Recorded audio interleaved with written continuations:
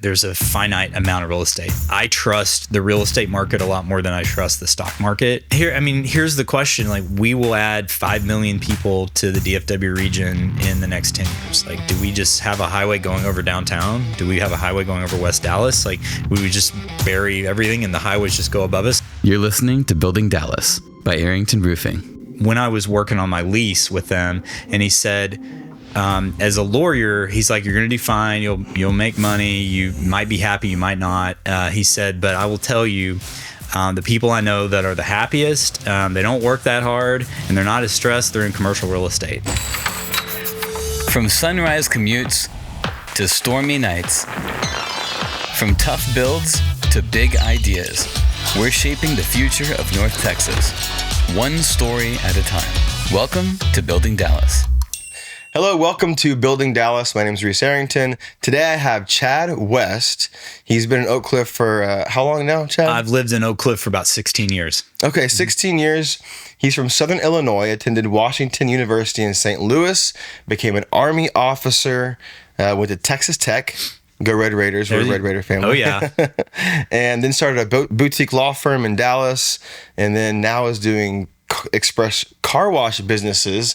And you've been city council member in District 1 for it's been 6 years. Going on 6 years, that's right. 6 years. Yeah. So, wow, man, you have quite the resume. Yeah, I tell people I'm a recovering lawyer now. So I practiced law for most of the time I've lived in Oak Cliff, actually a little bit before that, and realized after that I started getting into commercial real estate and on the development side on the car washes, and then also owner operating side of it. So two arms, you know? Okay. And it quickly consumed all my free time that the city and my kids don't consume. Gotcha. For the most part.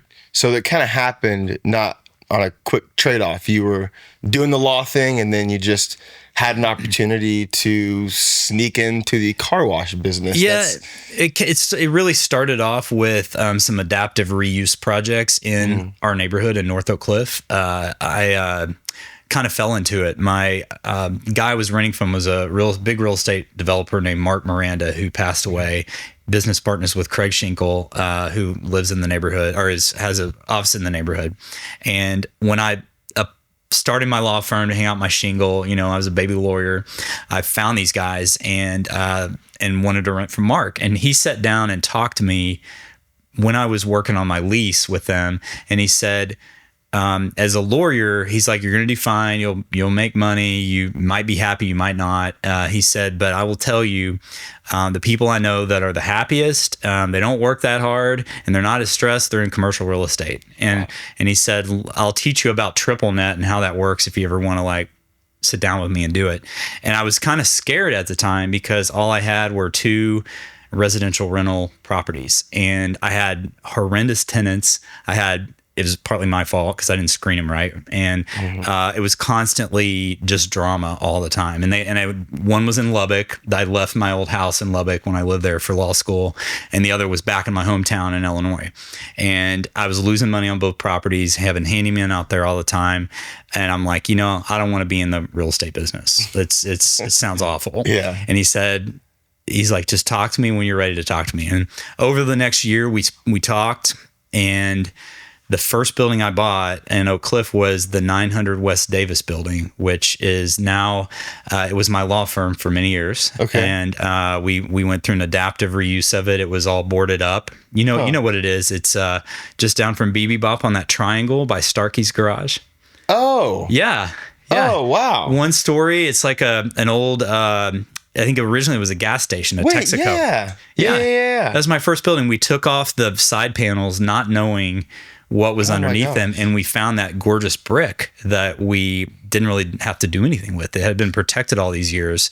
There was brick inside that we did do some restoration on, and then fix it up. All kinds of problems when you dig into these old buildings. But that was my first building, and then I had several after that. Eventually I got into a car wash deal. It was much more complicated financing, bigger deal. So I ended up having to kind of focus on that. So I sold most of those smaller buildings. Okay. So is it true what your mentor said about commercial real estate? And are you as happy as you've ever been owning property? Well, he was in his 60s when he said that. So yeah, I think he kind of worked out all the kinks. Sure. I'm still in the baby phase of getting into the business. I will say that I trust the real estate market a lot more than I trust the stock market, or the economy and how, soft money is, like in banks. I see real estate as an asset. Another phrase I had heard is that there's a finite amount of real estate. No one's creating more. It's what you've got is what you got. So the value over time is always going to go up. And I just never had that kind of trust in the market. So I feel safer putting my investments in real estate. So we have, times when we have these bubbles and they burst. Yeah. Right. I mean, so do you think that your position is that just over time, it's all going to level out and it's going to keep increasing, and you're going to stick through any type of, fallout that there might be? Is that kind of what you're saying? I mean, or is it just that the market in Dallas is just so good and so high in demand that you just don't see it going south? I would say like just the model I feel comfortable with as when I was an entry-level investor who hardly had any money and I was just trying to get into it, is to buy cheap in an area that you believe, you bet on is going to increase, right? And you put the work into it to fix it up. So the adaptive reuse concept, the restoration, and then find the right tenant to go in there. It worked for me initially. In my first building was, I think I owned it 2.5 years before I tried to do a second one. And it worked for me because I was the owner occupant. I was already paying, like $3,500 a month or something in rent and utilities and all that to Mark. I could shift most of that cost over to my mortgage to pay for my building. So the numbers really worked for me to be owner occupant and to put value into that asset as opposed to paying rent to somebody else. Yeah. So you mentioned something net 3 earlier. Is that what you said? Triple net. Yeah. All right. I'm not in real estate. So for everyone, watching out there that's not, can you describe what that is? Yeah, no, it's used in a lot of commercial real estate deals. So if you're a residential homeowner and you're renting out your property, right, then you just give the tenant one amount. Like, all right, tenant, you're going to pay me $2,500 a month. The tenant goes and deals with their electrical and all that stuff on their own. But if the roof leaks, if something breaks, a pipe breaks, like the landlord's got to come in and fix it, or his handyman, right? In commercial property, what's different about that is most leases are written where the insurance is paid for the building, the cost is passed along to the tenant.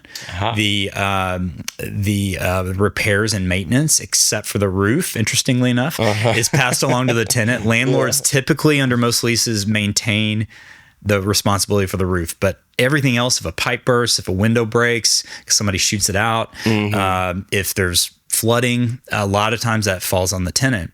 And then the third thing is real estate taxes. If real estate taxes goes up on the house you're renting to somebody, you got to eat that cost or raise the rent on your tenant. However, your lease is tracked. So if your real estate taxes go up $500 in the year, the tenant's got to absorb that. Kind of sucks to be a tenant in a lot of cases. But if you got the right building, they're willing to pay it because they're making so much more, on their product or whatever they're selling. Right. But the beauty of that is you're insulated as a landlord from a lot of the maintenance, a lot of the cost escalations. It's riskier for tenants in the commercial world versus it's also easier to evict a commercial tenant. They don't have as many protections if they're a bad tenant, as like a residential one has. And for good reason. That's where someone lives, Right. No, of course. Yeah. Someone just works there. Well, then that makes me kind of understand why that guy said that being a commercial owner is a lot more less stressful, at least happier than lawyers. He was talking about than lawyers. He was kind of talking about all professions, but he was specifically talking to me about a lawyer. He's like, yeah, my lawyer. All of the lawyers I know are, they're kind of miserable. Yeah, and at that point when he was talking to me, I was a baby lawyer. I was really happy, and most of my career I've been very happy as a lawyer, but I didn't want to do it. You have to be a very special kind of person to want to do it your whole career. You got to just kind of love the fight if you're a litigator. So. Okay. So now you've got the car washes. You've kind of moved on from all the small residences or anything, the commercial properties you have. So what's your kind of, we like to talk about what's next in Dallas. What area? We're in West Dallas. There's a lot of development going on over here. Is this the next big spot in Dallas, do you think? I feel like it's already here. Yeah. I mean, it's already here. I was just driving over to your studio, and there's always something new that's coming up, and I was coming along Commerce, and I'm like, I don't remember that building being there before. Yeah. And then there's one that was kind of decrepit and not taken care of, and now it's beautiful with new windows, and there's a mural on the side just down Commerce a little bit.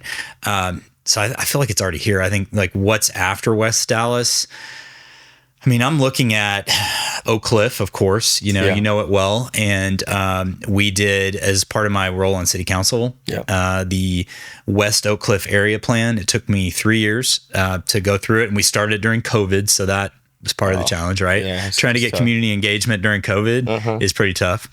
And we found a lot of little areas that have they're like little neighborhood centers that used to be really alive back in the days of the streetcar, back when Dallas had streetcars back until they were ripped out in the 40s. And those areas, some are still alive, some are completely dead. And I think over time, those little areas could come back. Downtown Elmwood, I see, is really happening right now. There's property trading there. There's money in the bond to fix up their streets and make it a complete street. I'm excited for them. And we just did a study on what I'm calling for now Far West Oak Cliff, which is the area of Pinnacle Park with the Walmart over there off 30 Cockrell Hill. There's a 200-acre city-owned park that no one's touched that's over there. And then hundreds and hundreds of acres that need infrastructure, and they've just been neglected, since the 50s. So we're going to work on that. I take 30 to get to Cockrell Hill. I don't go through Oak Cliff, like through down Davis or anything. Because it takes forever. The roads are messed up. The roads are, absolutely. You're gonna bust a tire, I mean, stay on 30. There's neighborhoods, over by Tom Thumb, right?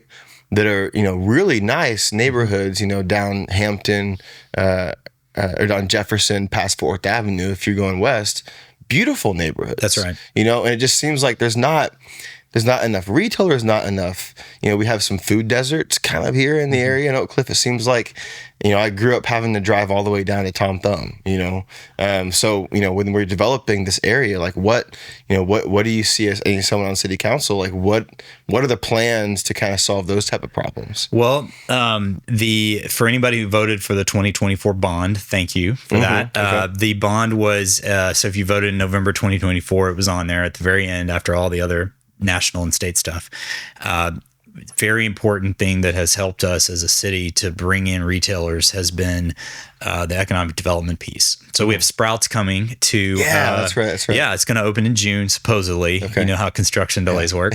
But it's at the corner of Fort Worth Avenue and Hampton, and that project would not have happened if we hadn't had economic development dollars. Really? Thanks to partially the 2024 bond. I mean, we pretty much used most of it to close that gap on the financing for Sprouts because construction costs went up over time, and it just wasn't going to meet the threshold. Neighbors tell me overwhelmingly, and it doesn't matter where they live in Oak Cliff, rich, poor, brown, black, white, they tell me they want more grocery store options. And so we're working on it. What I'm hearing from the real estate professionals who do site selection for Central Market, HEB, and some of these higher end grocers, and then the small places like Trader Joe's, is that we just don't have the density and the demographics yet. Okay. So, there's pros and cons with bringing in more higher income demographics, the gentrification that comes along with that, and it's a real issue in our neighborhood. It's a real challenge. But on the density, that is something we can control, and it's something that is welcome if you do it in the right places. And so along 35, that whole corridor over there, 35 west of 35, south of 30. So if you think of Jefferson in Colorado, the Oak Farms development, What's over there that everybody would probably think of? There's a DART service station for trucks over there.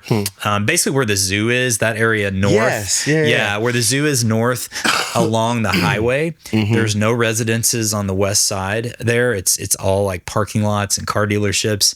That's a perfect area for density to bring in the hundreds and maybe thousands of new neighbors we need to bring in more retail. And what about all the big apartment complexes they've put up down, Beckley Avenue, like just over here? I mean, it's just not substantial enough to support? It's not raising the amount of numbers we need to justify a larger grocery store. I mean, HEB owns, at least that's what I'm being told. HEB owns the lot over by Novel Bishop Arts, which is Zhang and Davis. You know what I'm talking about, where the CVS is, the streetcar ends there. Yep. Yeah. So if you think about where the streetcar ends, it's the northeast corner. There's that large apartment complex that's got a coffee shop in it. It's called Novel. On the other side of that, just east of that down Davis, is a big vacant lot. And HEB actually owns that. We've met with them. We've tried to get them to do something with it.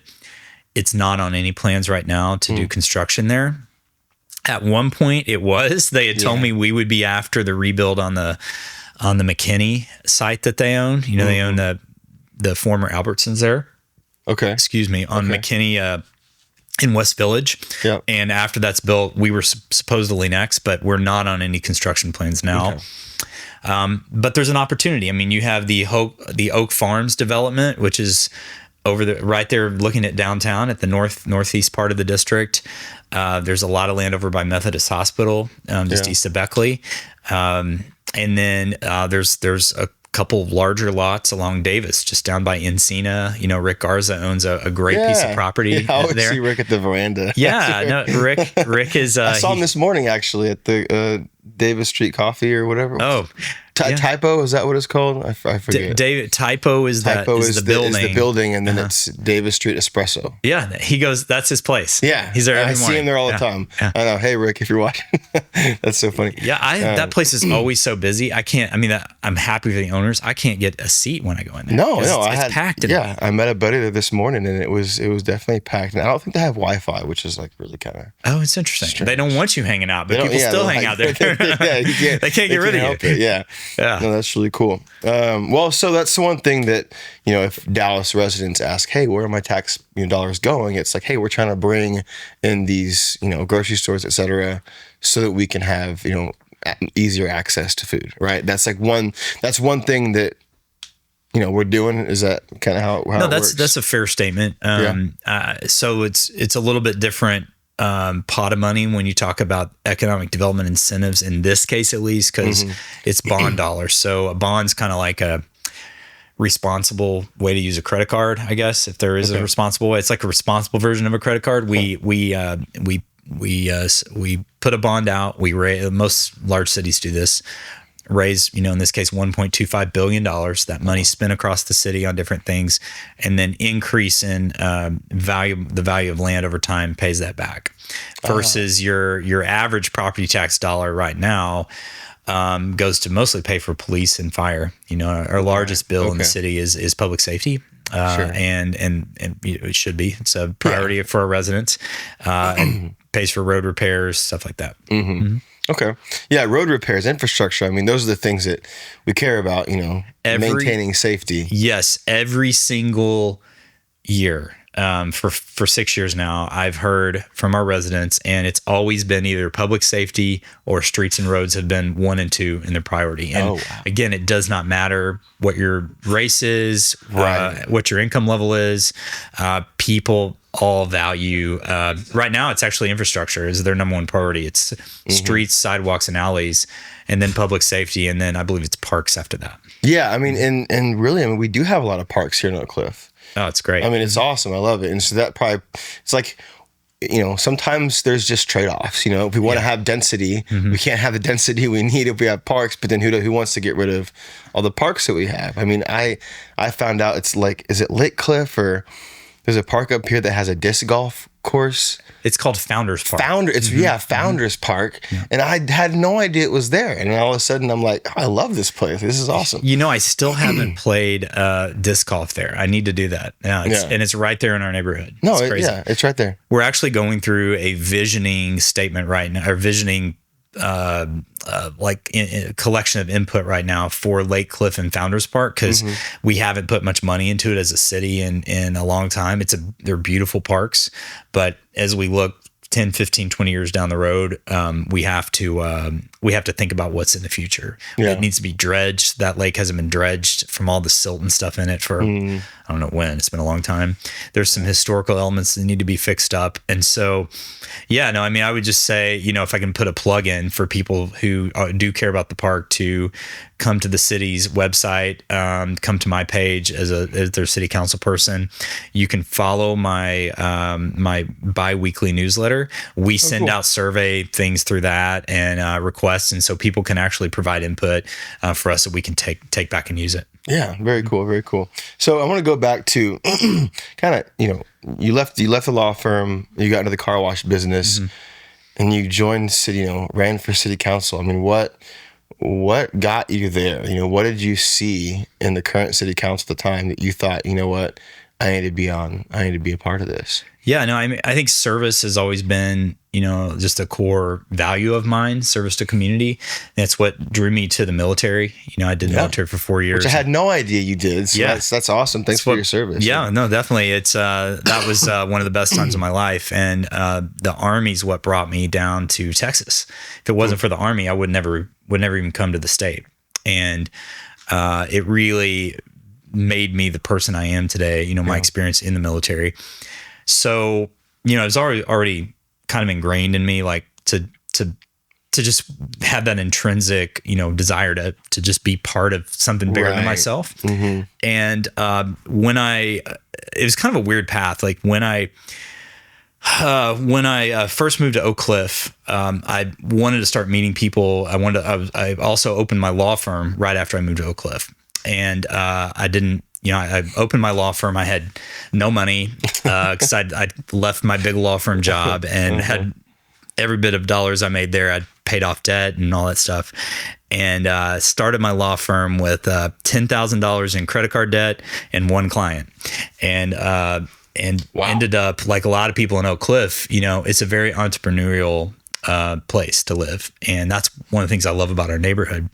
But I got involved in the Oak Cliff Chamber of Commerce, which was a great move for me because we help each other. Entrepreneurs definitely support each other in Oak Cliff. I mean, you guys used to be down at Wax Space for a while, right? And you just know how many startups down there support each other and help each other. Very cool. And then the second thing I did is I actually started the Dash for the Beads. You did? I started that. No way. Yeah, 15 years ago, sitting at what used to be Jack's backyard down the street from here, which is now Henry's Majestic. Yeah, isn't it now? Yeah, it used to be Chicken Scratch and the Foundry. Scratch. Yeah, exactly. Yeah. It was. So it's gone through a few. It kind of still looks the same as when it was Jack's backyard, to be honest. Really? And I mean, the setup's still the same. But I was there with a buddy of mine. It was happy hour, and might have had a few cocktails and decided we needed to do a 5K in Oak Cliff because there wasn't one. And it literally Dash for the Beads was created at that moment on the back of a napkin. And, you know, fortunately now more responsible people have taken it over. It's a lot more successful than it was in those early years. But it was the combination of the chamber and the Dash for the Beads. I met a lot of people in the neighborhood and ended up meeting our former council member, Scott Griggs, and worked with him on some chamber stuff and saw through his work just how much more you could do for the community, how your ability to serve could really be expanded upon. I also love new urbanism. I love activating, as you know from what I told you a few minutes ago, I love seeing old spaces come back to life and the preservation aspect too. And so through good planning and through good ordinances and good zoning, how you can bring places back to life. And so that really was what inspired me to run early on. Yeah. I mean, I know you were just at Tyler Street Station. a couple weeks ago doing another podcast, right? Yeah, I was cheating on you guys with the I know. Comparis. And you just talked about wax space, and I mean, it's so cool when you go to that area. And Oak Cliff has so many of these old buildings. I mean, you've got, even Gloria's is an old firehouse that they turned into a restaurant. Mm-hmm. That's really awesome. You have all Bishop Arts, and we know what, Jim Lake, Dave Spence do over there. So there's so much rich history in Dallas, especially around Bishop Arts. People love it. They love coming to see. You can't recreate something like that and make it feel authentic. It's got to be organic. Mm-hmm. And that's how Bishop Arts became what it is. And Jefferson, I mean, has been, a lot of it's been maintained really well. And it's such a vibrancy there as well, both Jefferson and Bishop Arts. Yeah. And, there's this blend. I mean, we have the new stuff. Yeah. Right? Bishop Arts has some new stuff, but this blend of the old and the new and people working together is really cool. I mean, and on top of that, I was at a chamber meeting, I may have been a little bit ago, but they were talking about bringing back some sort of train or accessibility. Did you know anything about that? It may have been some sort of walk path or tram for system. Oak Cliff? Yeah, it had to do with Oak Cliff, and I think it went around Bishop. It went to Bishop Arts, so maybe around it. Well, I don't know. You may be thinking about the city's streetcar master plan. You may be so. Yeah. So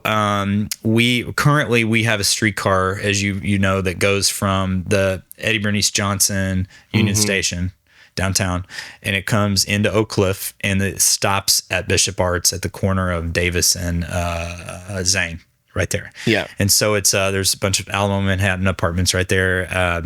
And you can get off and go into Bishop Arts or, wherever you want to go. Mm-hmm. The streetcar master plan proposes to take the northern part around the convention center and go up through downtown. I don't know exactly where it's going to go. I think that's up for negotiation.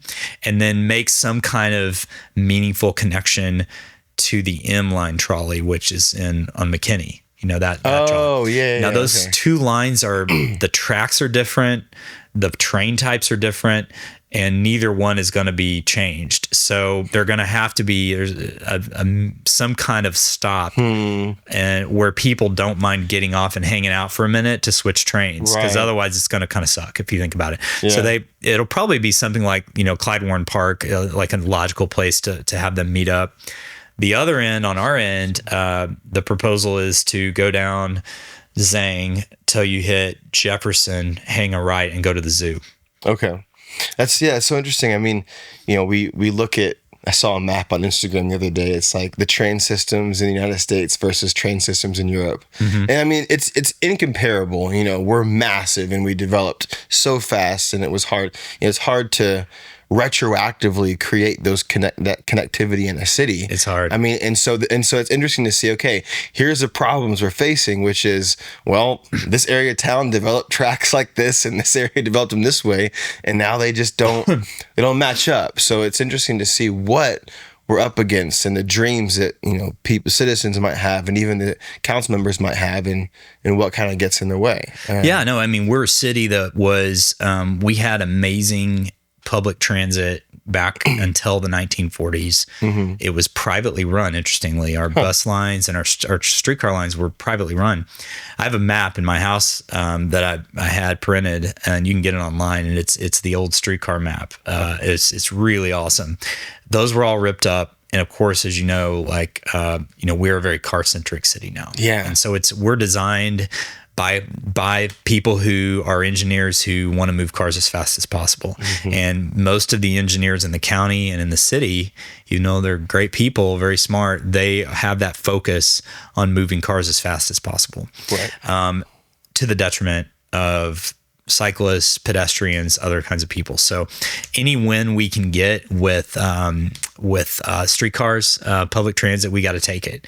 It's parking reform is a big thing, which we could go into that on its own podcast probably, but it's I opened that actually back in August of 2019, because the fact that we are such a car-centric society has driven us to create all these parking spaces everywhere, which just perpetuates the driving mentality. Yeah. And parking is so expensive to to be able to provide that. It drives up the cost of housing, which is a problem that we're facing in the city, and it prevents small businesses in a lot of cases from opening. I've had 2 coffee shops in downtown Elmwood that couldn't open despite ample street parking because they didn't have the parking spaces in their 1920s houses that they wanted to open the coffee shops in. Wow. So it's hurting our small businesses doing this. So parking reform right now, as we film this, is at the Plan Commission, and it will be coming to City Council hopefully next month. Yeah. So if we want any type of change, there's going to be some sort of growing pain that's going to come with that. It's very hard. Change is hard. Cities are built to resist change, which in some ways is good because you don't want to do something fast and reckless, right? But it's also mind blowing, like how hard it is to get a micro change. So then we need government, people in government and people in the private sector to work together on some of these things to really make this happen. Because it's hard for someone like that wants to make a coffee shop and they can't get the parking for it, for them to want to make that endeavor, especially if they're starting up something and don't have just endless amounts of capital. So it's kind of the more established business owners that need to come in to try to help make, something happen. I mean, are there ways for people to donate to these causes? I mean, you think this is a massive scale operations.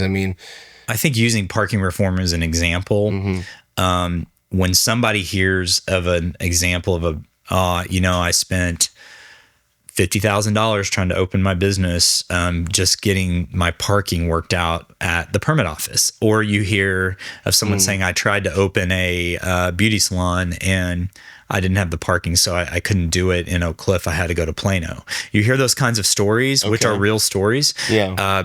Then you, at this point, the best thing you can do is let your city council person know, or tell that person who's complaining to you or sharing, their story, to actually go share that story with the media, or go to share that story with city council. Like, we need to hear that, because a lot of decisions are made in a vacuum without talking to people. Most council members and most commissioners that are making these decisions are not business owners. They're school teachers, or we have a cook on city council. We have lawyers, and it's great people with great life experience. But on this side of it, when you're talking real estate and zoning and permitting, they need to hear these real life stories. Because we have a lot of preservation, conservation, historic districts in Dallas, especially in Oak Cliff. And we've done roofing work on a lot of properties, and some of these things, like, okay, I gotta get a permit to change my internal fireplace that nobody even sees from the street, or what kind of material do I have to use? So I'm sure the businesses have those same hurdles, which then deters these boutique shops that really have historically in Oak Cliff. We look at Bishop Arts, Jefferson, places like this that have really made us unique. It's the hardest and it shouldn't be. It's the hardest in the permit office for the adaptive reuse projects. If you think about your projects that are like the old buildings versus a new build, right? It's always easier to do the new builds, right? I mean, correct me if I'm wrong. I'm assuming, like, if it's like a new build, it should be pretty easy, right? Yeah, right. I mean, it's keeping things looking the same. That can be tough, but I guess any type of going into the offices to get a permit can always just take time. It can always take time. We need to do a better job of encouraging people to preserve what's there and restore it, versus rip it down and put up something new. Right. Whenever we can. And so make it easier in the permit office. Right. And I think that would encourage people to do that if it was easier and didn't take so long to get things approved. Exactly. And that's what's really been painful for us, is like, oh my gosh, I've got to file this permit and it's not gonna get back for 4 weeks. Well, I need to hear those kind of stories. City staff needs to hear those kinds of stories. Like, I did this in Mesquite or Fort Worth, and it took 2 weeks, exact same kind of project, and it took 4 in Dallas, if that's the case. Right. We need to hear those stories and examples. Yeah. So another interesting thing on infrastructure that I saw is the I-345 from, coming down 75 through Deep Ellum. Yeah. I mean, when I heard about this idea, I thought it was just insane. But like, I'm still thinking about it. I'm like, this is interesting. I mean, it seems like there's a lot of, could be complications. There are a lot of trade-offs, but can you tell people what this idea would be to take down the highway? I mean, I think it's a dead issue now. We've got the federal, state, and local. Everyone's lined up on doing the trench idea, kind of like what 75 is. So, but gotcha. I would love to talk about it because if it could ever come back to life, it would be. I think it's the way to go. So first of all, you've got to decide as a person. Do you feel like expanding highways more in Dallas is going to help alleviate traffic, or is it just going to encourage more traffic? My philosophy is, if you look at our highways have been expanded in recent decades, and traffic's just getting worse. Like if you drive around the city on the weekends, or God forbid during rush hour, you're in traffic all the time. Yeah, you're in traffic all the time, and expanding highways is just going to add to more of it. I think we need to be more creative about.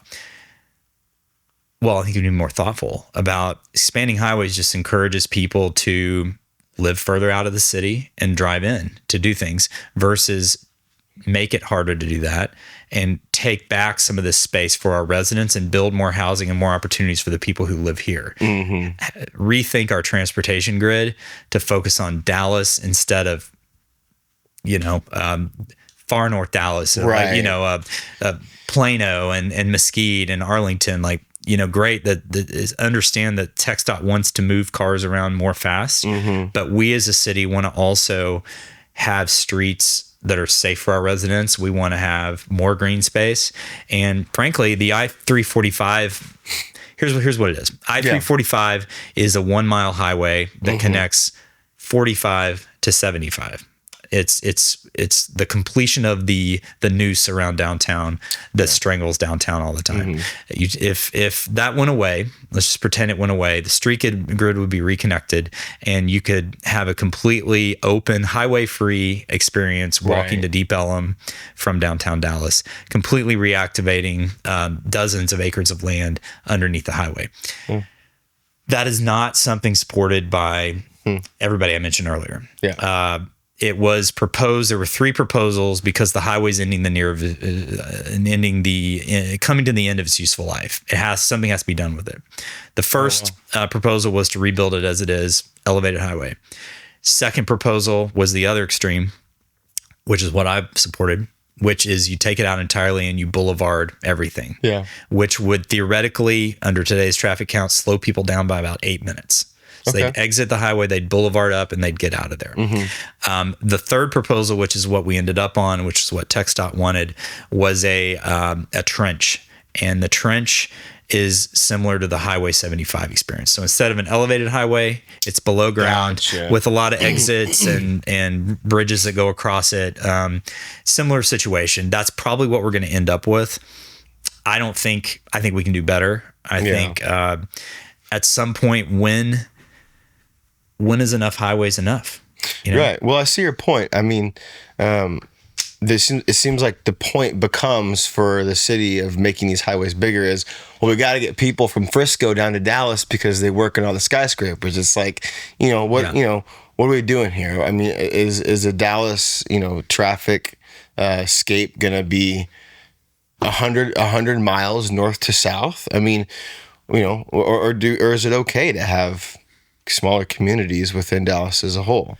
And how do we encourage that? And if Dallas, I guess it probably comes down to money. It does. I mean, on some things, it's like, if we, get people down here, then Dallas gets more money to do other things. But then what else are we doing? We're just spending more money to fix all the highways we're building and all the potholes that all this traffic is causing. So it's like this double-edged sword. I mean, it just seems like, how do we win? Here's the question. Like, we will add 5 million people to the DFW region in the next 10 years. Like, it's 10 or 15. 5 million's coming. Let's just say that. 10, 15 years. And, if you subscribe to the philosophy that, all right, as more people come, we need to widen our highways, where does it end? Like, do we just have a highway going over downtown? Do we have a highway going over West Dallas? Like, we would just bury everything and the highways just go above us? Like, at some point, you've got to say enough is enough. Right. And we're going to reclaim some of this space for ourselves, for our city. Yeah. And if y'all want to come here, and we want you to, like, it's going to take a little longer. Enjoy things. Just stop at this business along the way and pick up breakfast there or what have you. Yeah, what is the experience that we want to have as residents of Dallas? That's right. That's what I mean. That's, I think, what everyone watching think about, on this topic is, what do you want your life to look like? And if we have guys like you that, people like you that are here to hear those concerns and say, hey, we have a say in this. We have a say in what our community is going to look like, especially in District 1. You still get to vote on things for Dallas as a whole. So, this is, I think, a discourse that needs to happen more often. And I know you were a proponent of having y'all's meetings, your monthly meetings, still in the afternoon or still in the evening, so that people can still hear kind of what's going on. When is that, and when can people come to those meetings to voice any of their concerns? Man, there's so many meetings. Yeah. Like, being a council member is it's, if you're doing it right, it's a 50-hour-a-week job in addition to your real job. And then there's also various commissions that deal with everything from arts to, zoning and parking reform and stuff like that, to parks. There's so many, like, you literally, and we all meet at different times and different days. So I think the best thing a resident trying to figure out what's going on in the city could do is follow their council member, for sure, on their official city page, and then figure out what your passion is. If it's land use and transportation and stuff like that, then figure out what's happening through your council member's office. And then you can start following that. If your passion's parks, and you follow what the parks board is doing. We have a ton of things going on in parks. I don't even know what's happening in all of our parks in Oak Cliff, because our people who are into parks, they're wild about it, and I love it. My kids love going to our parks, and I have to go look it up to find out what's going on there. I don't have all that information. So I think that's the best thing to do. Like, the city puts out information, but usually it's very hyper local if you follow your council member as well. I also find, like, for good citywide big stuff going on, like 345, for example. Like, I really read D Magazine a lot, and I follow some of their writers because they deep dive more than other publications on the big issues. Yeah. Okay. They're kind of like new urbanism, but that's my passion is new urbanism. Yeah. Sometimes it just feels like the power, there's these powers that be that are making all these decisions, and it seems like then the people, all we get to really do is choose between a couple options. Where do these ideas trickle down from? Where does this start? Where does this I-345 thing start? Where do these streetcars ideas start? I know, we are a democratic republic, and we elect people that then go make decisions for us. And it's like, okay, that's just where it starts. How do we feel like we have equity in the decisions that are being made and the ideas that are even being brought to the table in Dallas? Is it too out of reach for a guy like me, or is it just come down to demanding that our elected officials platform on something that we care about? Well, that's a $1 million question. There's so many issues, and there's so many residents. Like, we have in District 1, 90,000 residents. And we've got, like, our voting docket agenda is 100 to 150 items any given Wednesday. And so it's impossible to, I wish I could lay everything out for everybody at all times and get collective feedback, but that's a really hard thing to do. So on big issues, for example, the Sprouts issue, whether we were going to approve the zoning got denied for that. Even though everybody in Oak Cliff says they want a grocery store, the zoning got denied, which would have prevented it by the Plan Commission, because some of the commissioners did not like the fact that they were going to have to go outside the zoning overlay. For that issue, I knew it was going to be a huge community issue for them. It's going to be, everybody's going to be in an uproar. Like, okay, this grocery store is going to be prevented because of some technicalities and the zoning language. However, there was some very vocal neighbors who do show up all the time, and they let me know what they think, and that's great. I appreciate that. Who were purists to the zoning. They didn't want it changed. So I knew I needed extensive neighborhood feedback on that. I did a community-wide survey that included not just my neighborhoods, but it was 1 mile radius around where Sprouts was going to be. And we did a 2 mile and a 3 mile radius. And that included West Dallas too, even though it's not my district. Right. And so, I think on those, for me, the way I've tried to capture community feedback is on big issues that I know are going to be controversial. I'll do a survey. I'll do community meetings. I'll do more if asked. But on your typical contract, like, are we going to use vendor A or vendor B to pave this road? Like, I just assume nobody's going to have an input on that. We have a public hearing. Everything we do is public. All of our meetings are public. Sure. And so, those kinds of things I don't hear from the public on. But with that, all this being said, I am very open to constructive feedback on what we could be doing better on outreach, because, I know I'm not perfect. I know the city's not perfect, but I think what I like about it is that we try to be. Yeah. We try to do our best. Yeah. No, and I mean, I love the city of Dallas. I love Oak Cliff. I've had a great time meeting you. I've heard about you for years, and this is like, I finally get to put a real face to the name and get to know you. And, we've been here for a little longer than I expected, but this is good stuff. And I hope this conversation continues. I know that there were some things we want to talk about we didn't quite get to yet. Yeah. But I want to pick it back up. Yeah. I want to give you an opportunity. Is there anything you want to tell anybody watching, anything you want to leave them with, today? Yeah, I mean, I'm not sure who your audience is, but I have a feeling it's a lot of people who are interested in real estate and building in Dallas, and who may not have reach with their city government, other than who they deal with at the permit office. And I would just say, and correct me if I'm wrong on that, but I would just say, right. That's good. Yeah. Like what we're doing, talking today, and me just kind of answering some questions for you, like, I'm open to do that with anybody. And I have a really good relationship with the builder community. I'm the only person who is on council. I get attacked for that a lot, being a developer. But I think it's good to have that skill set on council, because I understand what people are going through in the permit office. And having done my own GC for projects, 2 commercial projects, which was complete disasters, by the way. I would never do that again. I understand the difficulties.